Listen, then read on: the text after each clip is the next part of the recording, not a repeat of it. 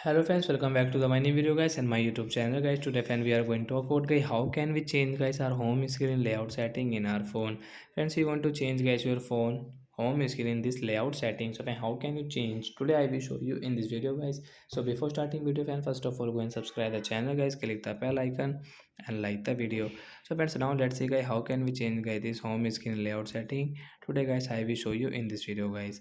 So guys, open your phone setting guys. First of all guys, we will on our guys phone setting guys, then guys scroll it.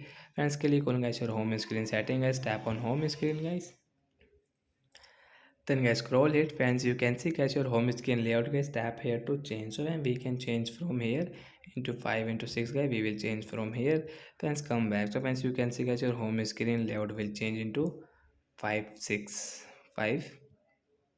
So like that guys, you can change guys your home screen layout setting guys.